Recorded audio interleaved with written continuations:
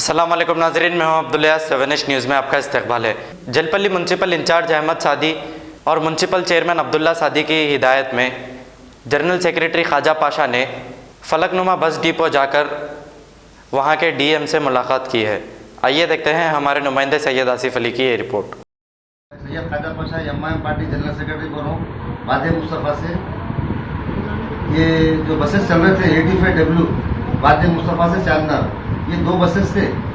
तो नेट हाल जो बस थी वो तकरीबन 1 महीने से नहीं आ रही, पब्लिक को बहुत तकलीफ हो रही थी। मैं जनाब अहमद सादी साहब जलपल्ली म्यूनसिपल इंचार्ज के इल्म में लाया था, तो उन्होंने तौक़ुन दिए कि फलकनुमा डिपो जाके आप डीएम से मिलिए। तो हमारे चेयरमैन साहब और अहमद सादी साहब की हिदायत पर मैं आज फलकनुमा डिपो जाकर डीएम से मुलाकात कर लेटर देकर मैं उनके इल्म में लाया। उन्होंने मेरे को तौक़ुन दिए कि इंशाल्लाह बस चालू हो जाएगी।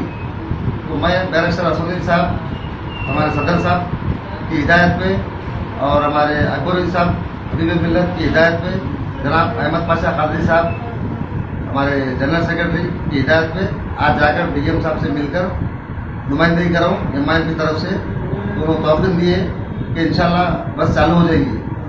और मैं आवाम के दरबार में रहने वाला हूँ। इंशाल्लाह मजलिस एक ऐसी जमात है जो आवाम के दरबार में रहेगी और हमारे काम ही हमारी पहचान है।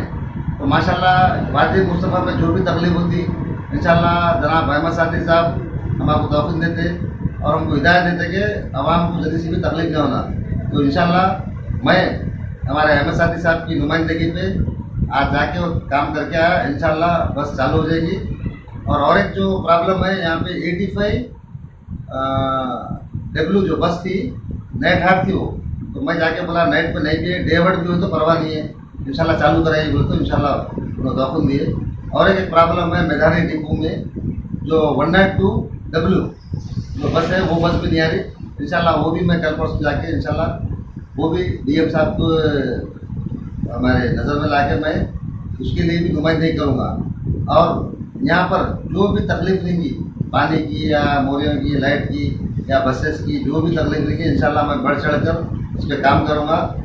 और मैं साथ में चेयरमैन साहब और हमारे अहमद सादी साहब का शुक्रिया अदा करता हूँ। और इंशाल्लाह जो भी काम रहेगा मैं पब्लिक के दरगाह में रह करूँगा। और इंशाल्लाह अहमद सादी साहब की यहाँ नज़र रहती, जो भी है पब्लिक को तकलीफ नहीं होना बोलते, मैं इंशाल्लाह उनके इल्म में लाके जो भी काम है इंशाल्लाह मैं करता रहूँगा। जर्मन हॉस्पिटल ऑर्थोपेडिक से मुताल्लिक हर मरीज यहाँ शिफायाब।